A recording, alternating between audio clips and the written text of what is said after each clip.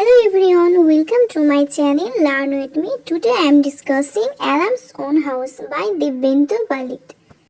এটা হলো একটা শর্ট স্টোরি দিব্যেন্দু পালিতের লেখা, যিনি হলেন বেঙ্গলি রাইটার। তিনি বেঙ্গলি ভাষায় অনেক কবিতা, গল্প এবং উপন্যাস লিখেছেন।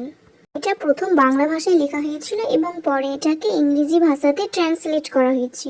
চলো তাহলে এবার স্টোরির সামারিটা আলোচনা করা যাক। স্টোরিতে আমরা দেশ বিভাগের ব্যাপারটা দেখতে পাই, যেখানে বাংলাদেশ পাকিস্তান যে দুটো দেশ ভাগ হয়েছিল ভারত থেকে, তো সেই কাহিনীটাই আমরা এই স্টোরিতে দেখতে পাই। চলো তাহলে এই স্টোরির মেন ক্যারেক্টারগুলো আলোচনা করা যাক।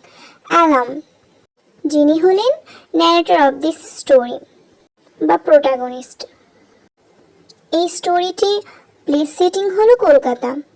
অ্যালাম যিনি ন্যারেটর, তিনি বড় হয়েছেন কলকাতাতে এবং এখানে শিক্ষা লাভ করেছেন, কিন্তু দেশ বিভাগের পর তাকে বাংলাদেশে চলে আসতে হয়। রাখা, দ্য লাভ অফ অ্যালাম। রাখা and alarm had 10 years of love relationship.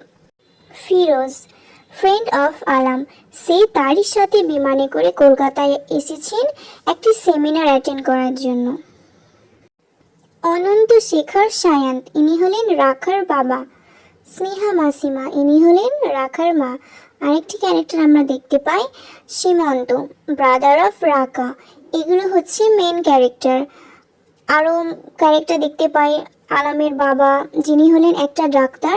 যখন হিন্দু মুসলিম ব্যাপারটা নিয়ে একটু বিরোধ হয়, তখন আলামের বাবা ডাক্তার এবং তার হিন্দু পেশেন্টগুলো আস্তে আস্তে তিনি হারাচ্ছিলেন এবং সেগুলো সব ডক্টর গুপ্তার কাছে চলে যাচ্ছিল। তো এইভাবেই আলামের বাবার যে ক্যারিয়ারটা সেটা অনেক খারাপ দিকে চলে যাচ্ছিল। তাই তারা ঠিক করে যে আলামের বাবা এবং রাখার বাবা ঠিক করে যে তারা দুটো বাড়ি এক্সচেঞ্জ করে নেবে। অর্থাৎ আলাম যে কলকাতাতে আছে, রাখার আগে থাকতো ঢাকাতে, তো ঢাকার বাড়িটাতে আলামরা চলে যাবে এবং রাখার বাড়িতে আলামরা চলে আসবে, মানে ঢাকাতে। তো এইভাবেই তারা শিফট হয়ে যায়। আলামের বাবা তারা চলে যায় ঢাকাতে এবং রাখা, অনন্ত শেখর, স্নেহা মাসিমা তারা কলকাতাতে চলে আসে।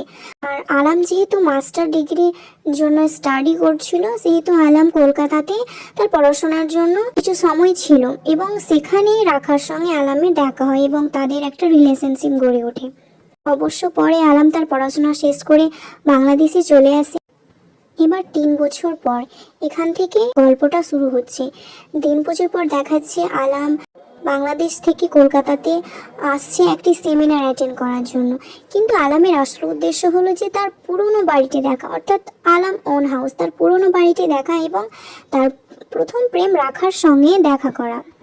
আর এসবের আগে অবশ্য আলাম এবং রাখার সঙ্গে চিঠি আদান প্রদান ঠিকই চলছিল। আলাম রাখার লেখা শেষ চিঠিটি হাতে পেয়ে তার কথাই মনে করছিল। পুরো বিমানে বসে সে শুধু রাখার কথাই মনে করছিল এবং তার পুরনো বাড়ির কথা। অবশেষে সে যখন সেমিনার অ্যাটেন্ড করার জন্য কলকাতায় আসে, সে সেখানে সবাইকে দেখতে পায় কিন্তু রাখাকে খুঁজে পায় না। সে অবাক হয় যে রাখা কি এখানে আসেনি, রাখা কি জানে না যে আমি কলকাতাতে এসেছি। যাই হোক, অবশেষে আলাম সেমিনার অ্যাটেন্ড করার পর তার নিজের বাড়িতে যায়, মানে তার আগের বাড়িতে। সেখানে দেখে স্নেহা মাসিমা, অনন্ত শেখর সবাই আছে, কিন্তু সেখানে সে রাখাকে দেখতে পায় না। সে অনেকক্ষণ কথা বলে, সেখানে থাকে একটা রাত এবং স্নেহা মাসিমাও তাকে অনেক ভালোবাসে এবং তাকে খাবার দাবার খাওয়ায়, তার সঙ্গে ভালোই গল্প করে। অবশেষে রাখা যখন আর অপেক্ষায় থাকতে পারছে না, তখন স্নেহা মাসিমাকে জিজ্ঞেস করে এবং স্নেহা মাসিমা বলে যে রাখা এখন বাইরে আছে, সে এখন স্টাডি এবং রিসার্চের জন্য এখন বাইরে পড়াশোনা করছে আর সে কালকে আসবে। তার জন্য আলাম মনে করে যে একটু অপেক্ষা করাই যাক এবং অপেক্ষা করে করে যখন দেখছে যে রাখা তবুও আসছে না, তখন স্নেহা মাসিমা আলামের কাছে এসে তাকে একটি চিঠি দেয় এবং চিঠিটি ছিল রাখারই লেখা চিঠি। আর আলাম স্পষ্ট বুঝতে পেরে যায় যে তাদের মধ্যে যে রিলেশনটা ছিল সেটা আর এখন নেই, শেষ হয়ে গিয়েছে। আর রাখা এগুলো সব শেষ করতে চাইছে।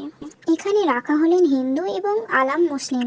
তো এই ধর্ম ধর্ম বিভাগের জন্যই বিভেদের জন্য রাখা বলতে চাইছে আলামকে যে সে আর পারবে না তাদের এই ভালোবাসাটা কন্টিনিউ করতে। সে তাকে স্পষ্টভাবে বলে দেয় যে সে শুধু বন্ধুত্বের সম্পর্কটাই রাখতে চায়, এর থেকে বেশি সে কিছু যেন রাখার কাছ থেকে এক্সপেক্ট না করে। রাখা আলামকে ভালোবাসে, কিন্তু সে এটা আর কন্টিনিউ করতে চায় না। সে বন্ধুত্ব সম্পর্কটাই যদি রাখে তবে সে চিঠি পাঠাতে পারে। রাখার এই কথাতে একমত হয় এবং সে বলে যে এই কথাটা বলতে অনেক অনেস্টই লাগে। তাই আলাম বলে যে রাখাও অনেকটা অনেস্ট, তুমিও কম অনেস্ট নয়। এবং এই লাইনটা এখানেই আমাদের এই শর্ট স্টোরিটা শেষ হয়। যদি গল্পটি ভালো লেগে থাকে তাহলে লাইক, শেয়ার অ্যান্ড সাবস্ক্রাইব। আসছি পরের ভিডিওতে।